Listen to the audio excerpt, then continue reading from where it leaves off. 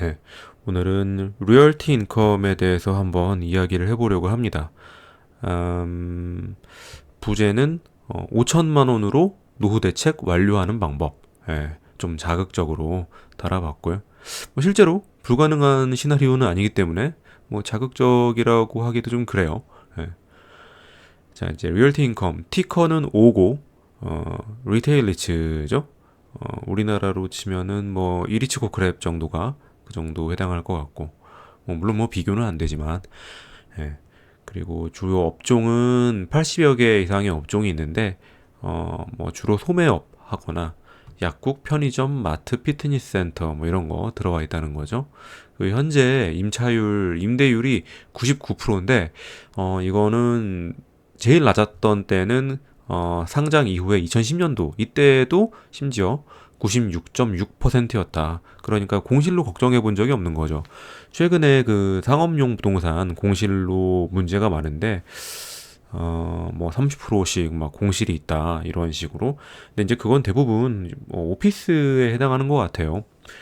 상업용 부동산이라고 하면은 이 리츠 섹터에서는 크게 리테일이랑 오피스로 나눌 수가 있는데, 그걸 좀 이렇게 묶어가지고 얘기하다 보니까 좀 도매급으로 리얼티 인컴도 좀 하락한 그런 경향이 있지 않았나 싶고, 아, 이럴 때 좀 매수를 해야 되는 게 아닌가. 좀 뭔가 시장의 오해로 주가가 어떤 외생적인 요인에 의해서 떨어졌을 때 기업의 본질 가치는 변화는 없는데 오히려 더 좋아지고 있는데, 음, 이럴 때 투자하는 게 맞죠. 연간 배당 상승률은 한 4에서 5% 정도, 4%대인데, 이 리얼티 인컴의 배당 수익률을 보면은, 역사적인 배당 수익률을 보면은, 한, 좀 좋을 때는 5%대, 안 좋을 때는 4%대, 5% 전후로 왔다 갔다 해요. 그러다 보니까는 이제 주가가 떨어지면은 5% 배당 수익률이 나오는 거죠. 쭉 그 배당 수익률이 유지가 되고, 이 리얼티 인컴은 꾸준히 배당을 상승시킨다는 어떤 시장의 믿음이 있기 때문에 어, 배당 상승률만큼 정직하게 주가 상승률이 좀 반영이 되는 거죠. 그래서 이제 최근 10년간 주가 상승률을 보면은 4.4% 정도, 그 정도 나온다. 그래서 이렇게 장기간 배당을 꾸준히 우상향시키고 배당이 끊긴 적이 없는 주식을 이제 배당 황제주라든지 배당 귀족주 이렇게 이제 분류가 되는데, 리얼티 인컴은 배당 귀족주다. 그래서 S&P 뭐 배당 귀족주 섹터, 배당 귀족주 ETF에 포함된다. 이렇게 알고 계시면 되겠습니다. 이 홈페이지를 좀 이렇게 좀 포커스 할 만한 부분을 좀 따와 봤는데, 이따가 한번 홈페이지 같이 보겠지만은 좀 중요한 포인트만 좀 보면은 어큐판시 임대율이 99%다. 이 정도면 거의 뭐 만실이나 다름없습니다. 그리고 이제 1259개의 클라이언트가 있고 84개의 업종이 들어와 있고, 94년도에 뉴욕 그 증시에 상장한 이후에 연평균 그 총수익률, 그러니까 주가 상승한 거에다가 배당 상승한 것까지 포함했을 때, 배당을 재투자했을 때 이런 거 다 포함하면 14.6% 정도의 수익률이 나왔다. 그러니까 처음에는 좀 이 성장이 빨랐던 부분이 분명히 있어요. 지금 최근 10년간은 절대 이렇게는 안 나오고 94년 이후에 이렇게 나왔다 이런 거죠. 그리고 애뉴얼 매년 그 배당 성장하는 속도는 4.4%다. 그리고 635회차 연속으로 배당을 지급을 했고, 그랬습니다. 102분기 동안 연속해서 증가시켰다. 그래서 이제 차트를 보면은 10년간 차트인데, 가격적인 측면만 보면은 이제 S&P가 170% 이상 오를 때 리얼티 인컴은 54% 정도 올랐어요. 그러니까 그 코로나 터지기 전에 한참 많이 올랐던 거를 아직 지금 회복을 못한 거죠. 사실 이때 코로나 터지기 전보다 지금 리얼티 인컴의 사정이 더 좋아요. 배당도 더 많이 주고 매출이라든지 어떤 외형적인 측면, 그리고 내실적인 측면이 더 이때보단 좋은데, 어떤 리츠 섹터 자체에 대한 좀 자금 이동 같은 게 좀 반영이 된 것 같아요. 아직 회복을 못했어요. 최근에는 이제 2023년도 같은 경우에는 S&P나 나스닥은 조금 이렇게 반등하는 모습을 보이는데, 확실히 이 부동산에 대해서 좀 부정적인 이미지가 아직 많이 있다 보니까, 특히 상업용 부동산, 그러다 보니까는 좀 이렇게 떨어지는 모습이 있다는 거죠. 이럴 때가 확실히 매수하려는 입장에서는 나쁘지 않은 기회다, 이렇게 이제 생각이 됩니다. 이거는 아까 조금 전 거는 조금 프라이스 리턴, 그러니까 가격에 대한 차트만을 보여준 거고, 이제 토탈 리턴 총 수익률, 배당을 재투자했을 때 그 상승률을 보여준 거거든요. 이렇게 되면은 10년간 S&P랑 별 차이가 안 나요. 이 개별 종목이 이렇게 리츠가 이렇게 됐다는 거는 참 이제 뭐 괜찮아 보이죠. 그게 이제 9.2% 정도의 복리. 그러니까 대충 뭐 암산으로 해봐도 절반은 가격이 상승해서 올렸고 절반은 배당이 상승해서 올렸다. 예. 그뭐 4%대, 한 4.5%대 이렇게 기억하면 되겠어요. 주가도 연평균 4.5% 오르고 배당도 4.5% 오르고 두 개 합치니까 총 수익률이 한 9%대가 오른다. 그래서 10년치 보니까 140% 올랐다. 근데 이게 이제 지금 10년은 이렇지만은 처음에는 이 성장 속도가 훨씬 더 빨랐다는 거죠. 그래서 이제 94년도에 상장을 했는데 95년도 1월부터 끊어서 봤을 때에는 S&P 총 수익률이 833%일 때 리얼티 인컴은 4100%, 그러니까 441배가 오른 거죠. 대단합니다. 요거를 이제 시나리오를 좀 돌려봤는데 지금 이게 이제 제가 투자한 금액이거든요. 이제 보면은 649주. 여기 보면은 제가 649주를 투자를 했고, 제가 이제 어제 환전을 해가지고 4만 주가 좀 안 되게 투자를 했어요. 39,648주 투자를 했고, 평균 단가는 61불이 약간 넘는 정도. 지금 뭐 현재 가격은 조금 올랐네요. 61.58달러 정도. 좀 조금 올랐지만 별로 의미 없는 수준. 이게 조금 올랐는데, 이제 4만 불이라 치고 대충 이제 4만 불 정도 넣었을 때 어떻게 되나 이제 좀 본 거죠. 시나리오를. 그래서 주가도 한 4.4% 오르고 배당도 그 정도 오른다고 계산했을 때, 그리고 이제 배당은 뭐 재투자한다고 계산을 한 거예요. 이 배당금은 이제 세 전으로 계산을 했어요. 왜냐면 세후는 사실 이제 각자 뭐 다 다르고 뭐 기본 원천 징수만 당하는 분들도 있고, 아니면은 뭐 금융소득 종합과세 뭐 이런 거 떼는 사람도 있고, 뭐 법인도 있을 테고, 다 각자 세율이 다르잖아요. 그러니까 이제 세금은 내가 어디서 뭐 음, 벌어서 충당해서 한다고 치고, 이제 이걸 재투자했을 때를 이제 얘기를 한 거죠. 그러면은 주가는 이런 식으로 증가해서 20년 지나면 한 144불 정도, 그리고 배당금은 지금 25센트 정도 주는데 20년 뒤에 한 65센트 정도.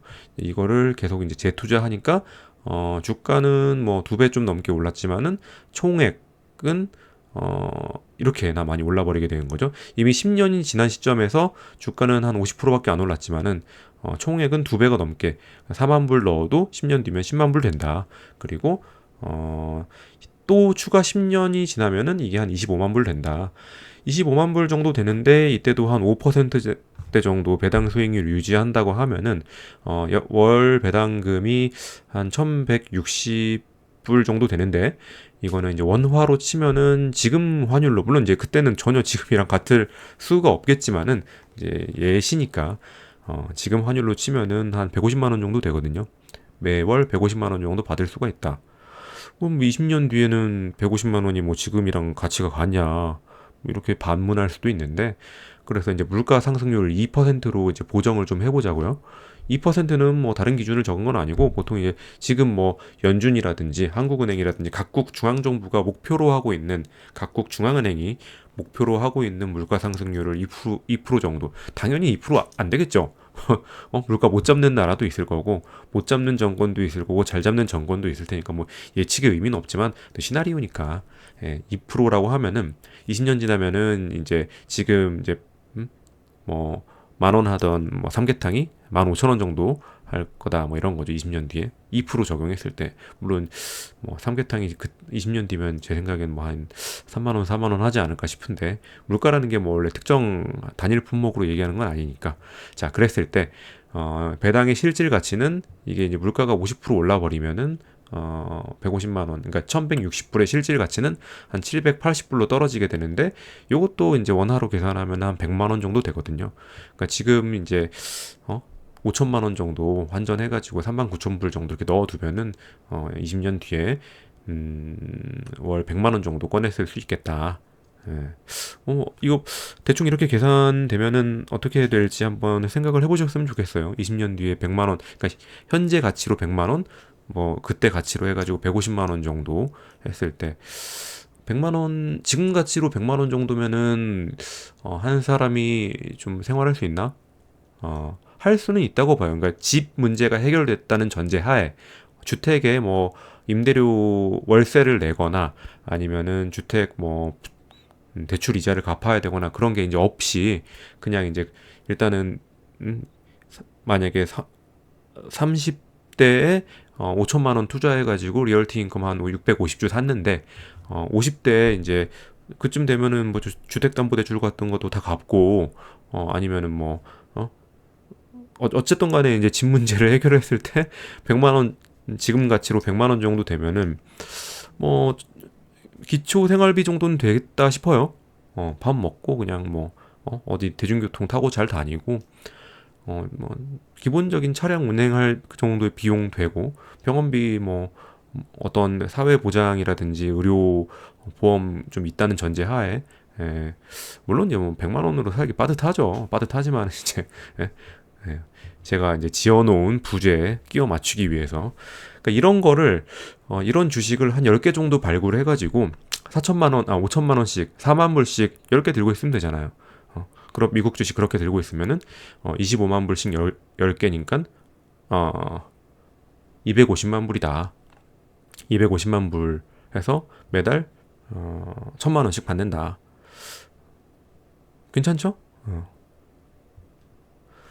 자, 그래서 이제 다시 본론으로 돌아와가지고 이제 84개의 인더스트리를 임차를 주고 있는데, 그 중에 이제 비중이 제일 높은 거는 그로서리 스토어가 되겠다. 그로서리 스토어 식료품이죠. 그리고 컨베니언스 스토어 같은 경우에는 이제 편의점이 되겠고, 달러 스토어는 이제 우리 말로는 뭐 1인 뭐 1,000원 샵 정도 되겠어요. $1라는 거죠. $1짜리 물건들이 많다는 거죠. 달러 제너럴이라는 그 미국의 이제 기업이 있는데, 그 기업이 성장 속도가 좀 꽤 크더라고요. 그리고 홈디포 같은 홈 임프루먼트 뭐 내장, 그러니까 미국 같은 경우에는 뭐 글쎄요. 우리나라보다 그런 집을 좀 오래 쓰는 경향이 있어서 그런지 막 재건축 재개발 이런 거 잘 안 하고 한 번 지어가지고 막 굉장히 오래 쓰고 이러니까는 뭔가 이런 이게 많이 필요한 것 같다는 생각이 좀 들더라고요. 레스토랑, 뭐, 퀵 서비스, 캐주얼 다이닝, 퀵 서비스는 흔히 말하는 이제 패스트푸드 같은 거, 뭔가 좀 테이크아웃 좀 가능하고, 그리고 드럭스토어 같은 경우에는, 뭐, 미국 드럭스토어는 뭐 그런 상비약 같은 거를 많이 팔죠? 우리나라랑 좀 다르게. 그래서 제가 여기 드럭스토어를 좀 다르게 좀 표시를 해놨는데, 이제 이게 제가 좀 리얼티 인컴을 좋게 보는 이유 중에 하나예요. 이거랑 이 헬스 앤 피트니스 센터 같은 경우에 리얼티 인컴에서 차지하고 있는 주요 임차인 중에 하나인데, 이런 거 보면은 좀 어떤 생각이 들지 모르겠는데, 이게 드럭스토어나 이 피트니스 센터의 특징이 뭐냐면 어쨌든 오프라인 매장으로 가야 되는 그런 데거든요. 그러니까 예를 들어서 뭐 우리나라로 치면은 뭐 하이마트다. 하이마트가 뭐 주요 임차인이다.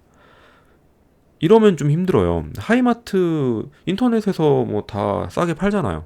아마존이라든지 이런 데서 전자제품 더 싸게 팔아버리기 때문에 더 좋아. 집까지 갖다 주니까.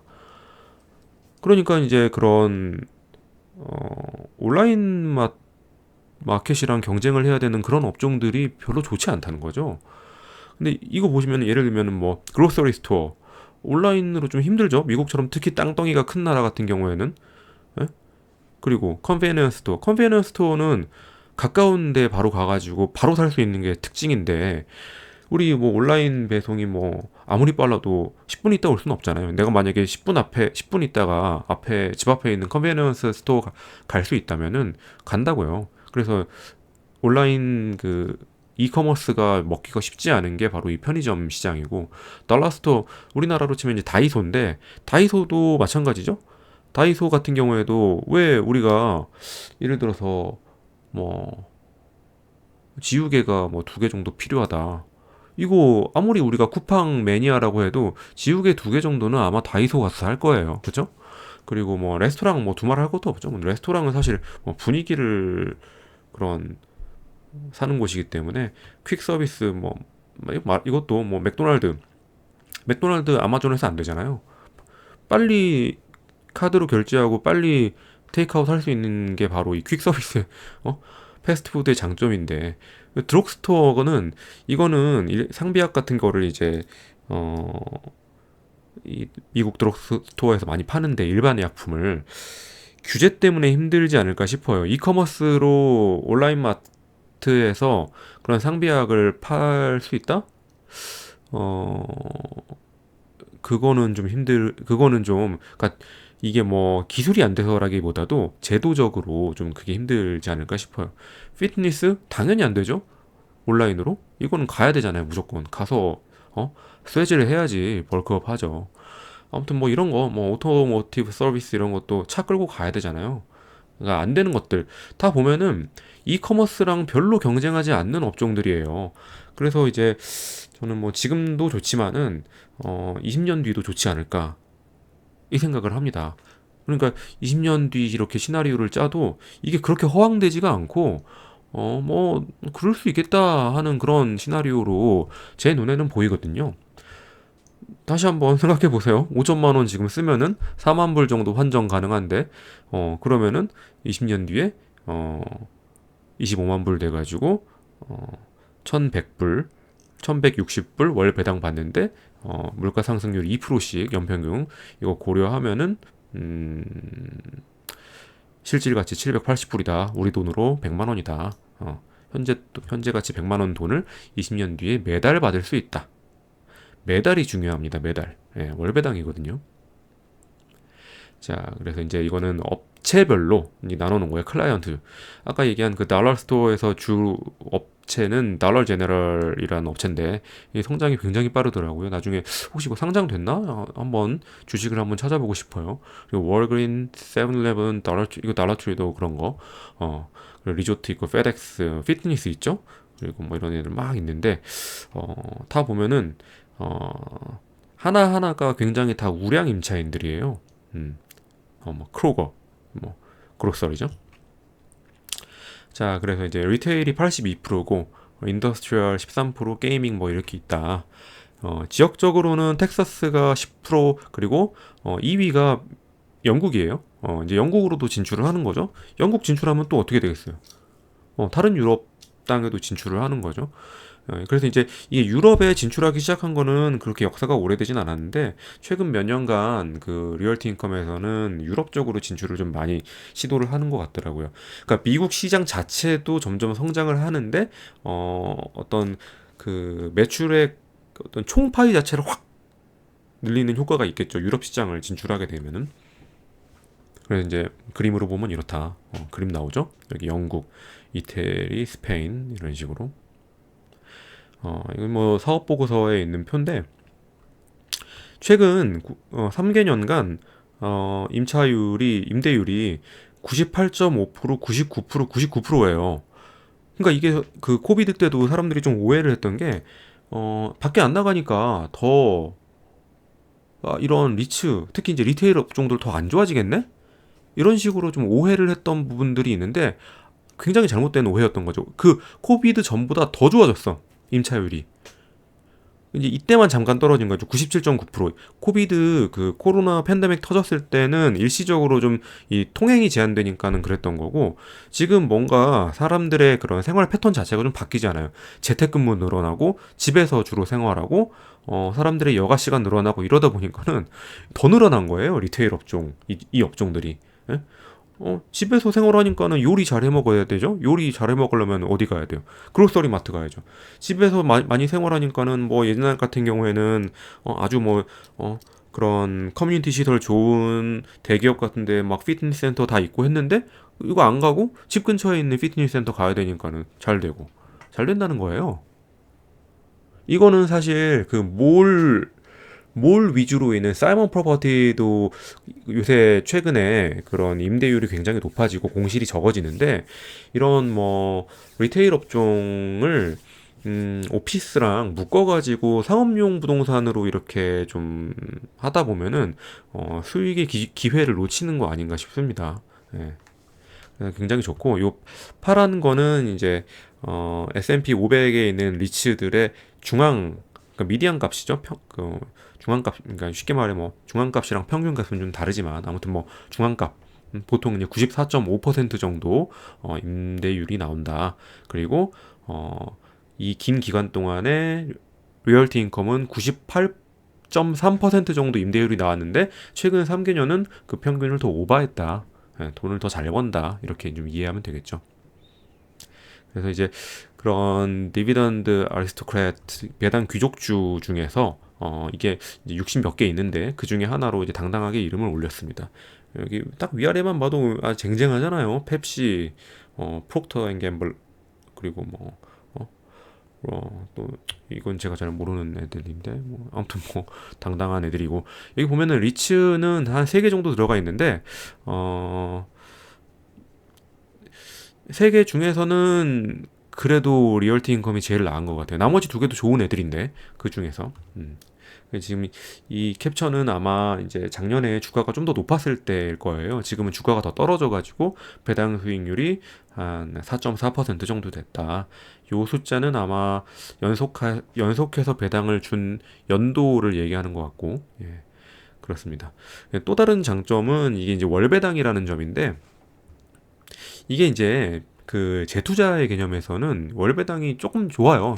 그러니까 그 숫자적으로도 좀 좋아요. 그냥 연배당 5%와 월배당 5%라고 하면은 월배당 5%가 무조건 이득이에요. 왜냐면은 이거를 이제 재투자했을 때, 그러니까 세금 고려하지 않고 재투자했을 때 이제 5를 12로 나누게 되면 0.416 정도 되는데 0.416에 12승을 하게 되면은 그러니까 정확히는 1.0 뭐 00416 이거를 12승 하게 되면은 5.12%로 연배당보다 실제로 배당 수익률이 조금 더 좋다는 거죠.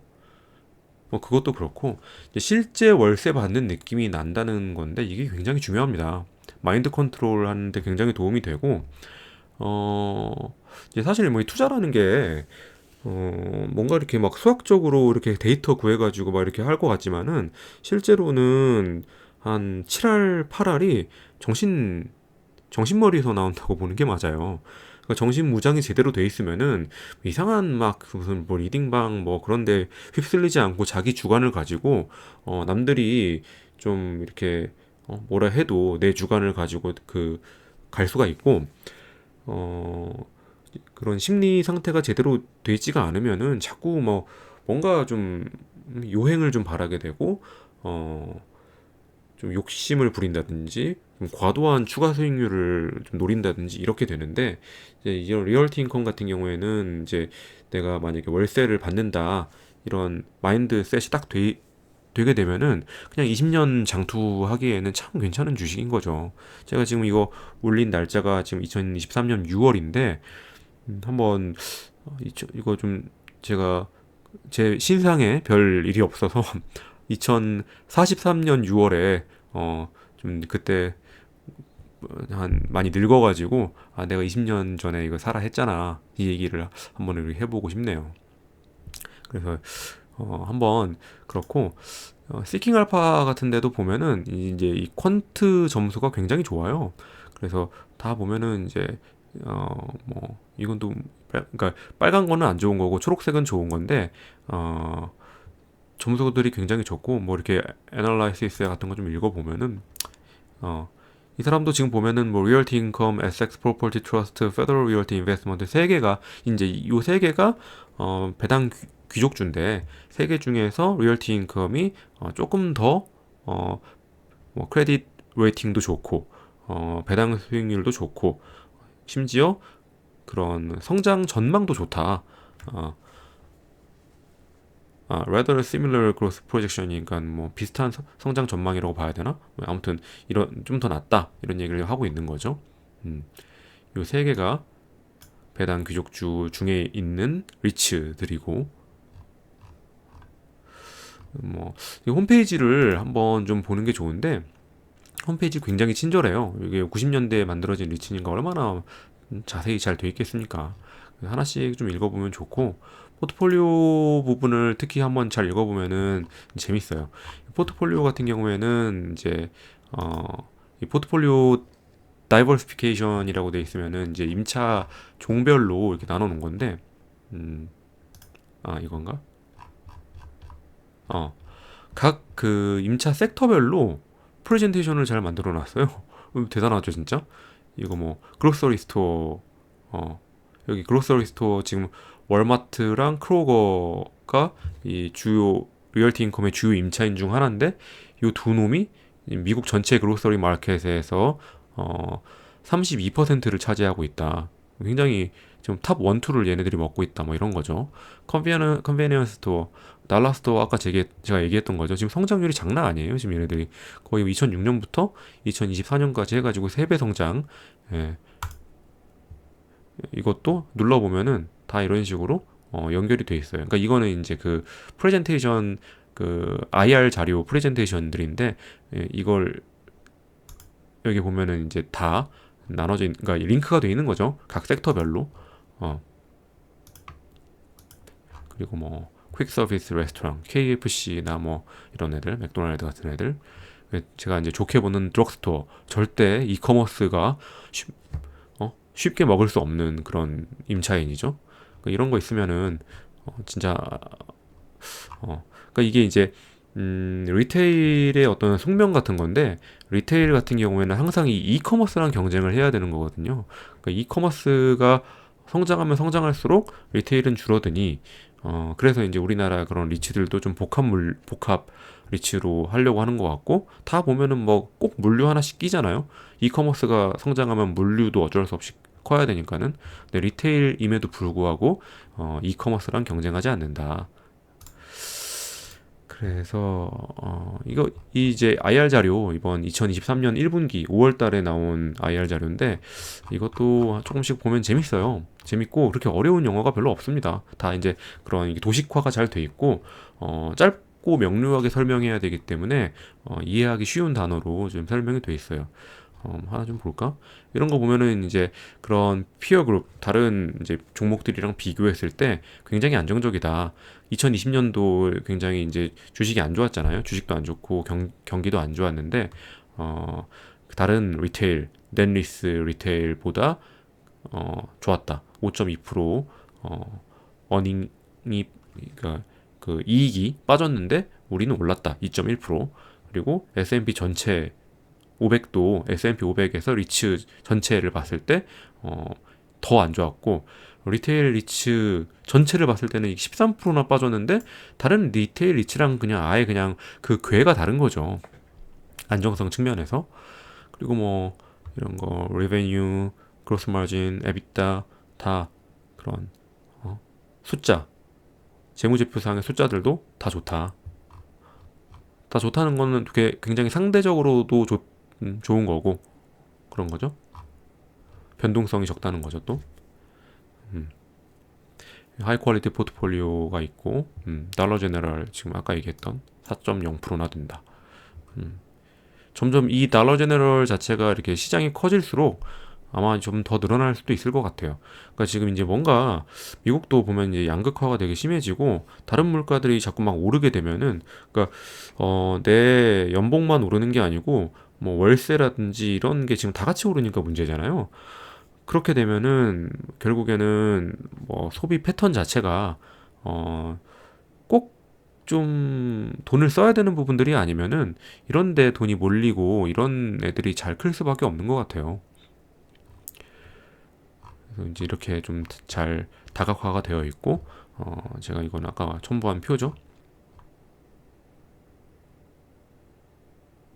음, 이거는 임차 만기, 임차 만기가 남아있는 얼만큼 남아있냐는 건데 가중 평균으로 했을 때는 9.4년 정도 남아있고 2023년에 만기된 애들 1.9%, 그다음 뭐 2024년 4.2%막 이렇게 있는데 이게 진짜 대단한 것 같아요.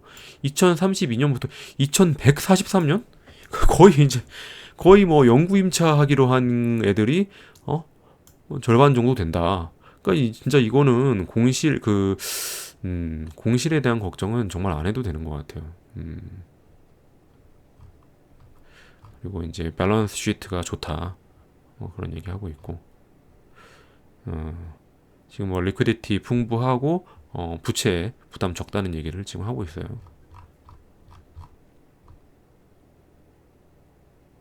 넷 리스. 넷 리스라는 거는 이제 어 그냥 뭐 임대하면서 부차적으로 들어가는 그런 부분들은 임차인이 다 알아서 하는 거죠. 임대인은 그냥 어, 돈만 받으면 월세만 받으면 되는 구조고.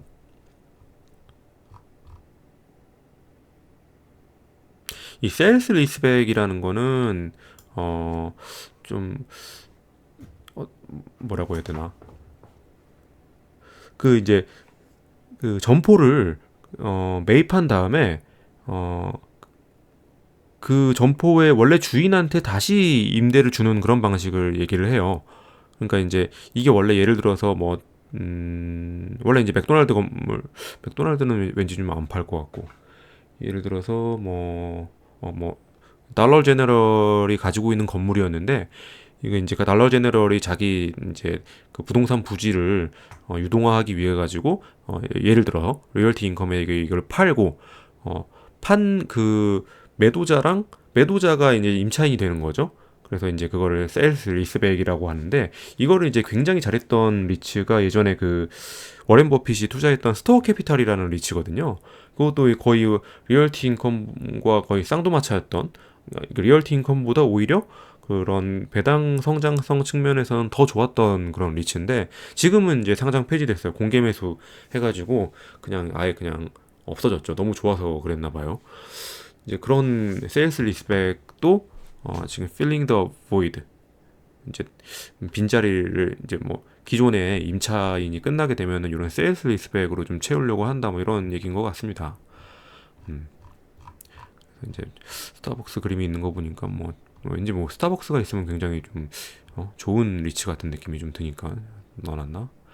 이게 아까 제가 얘기했던 건데, 음, 인터내셔널이라고 하면은 이제 해외 시장까지 포함한 국제 시장을 얘기하는 거죠. 그리고 유나이티드 스테이츠가 이제 이 진한 파란색인데, 진한 파란색으로 그동안에 좀 이루어져 있다가 2019년부터 이 해외 시장을 좀 개척을 한 것 같아요.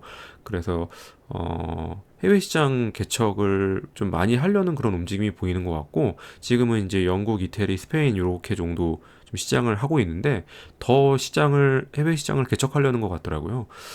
그런 거는 이제 외형적인 성장도 같이 좀 증가해야지 어떤 성장 장기 성장성이 좀 받쳐주지 않을까, 그러니까 긍정적인 부분인 거죠. 음.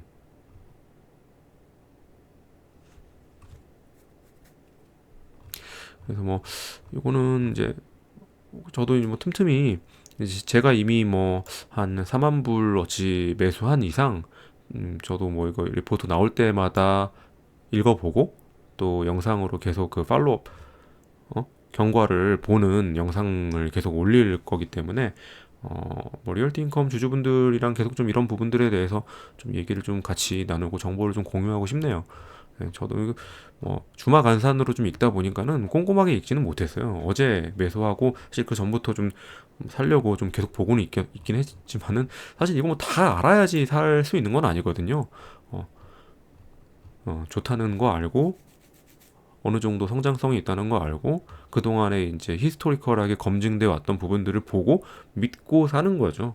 100%다 주식에 대해서 이런 레포트 다 읽어보고 사는 사람이 뭐 그런 분들도 있겠지만 저는 뭐 그런 케이스는 아닙니다. 예. 그래서 저는 그렇게 지금 매수를 했고, 음, 지금 이제 아까 했던 요 이제 시나리오로에 따라서 배당을 받으면은 그걸 이제 고스란히 좀 주식을 사고 싶어요. 월 배당금 한 165불 정도 되니까 지금 기준으로 두 주, 세 주까지는 안 되고 두 주 정도 살 수 있겠네요. 그럼 그 다음 달에 좀 남는 돈이랑 해가지고 세 주 정도 살 수 있고 그렇게 해가지고 매달 두세 주 정도 막 늘려나가다 보면은 어느새 뭐 1,000주 넘어가 있겠죠. 예, 이렇게 해서 이런 종목을 한 5개에서 10개 이렇게 세팅하는 게 이제 저희 국내 주식은 어느 정도 지금 세팅이 끝난 것 같고 해외 주식은 그런 식으로 좀 세팅하는 게 뭐 남은 제 재테크 기간 동안의 목표입니다. 예, 그래서 굉장히 뭐 어떤 어설프게 상가 투자 같은 거 하려고 좀 알아보지 마시고 잘 모르시겠으면 저는 그냥 이 리얼티 인컴을 사라고 권유하고 싶어요.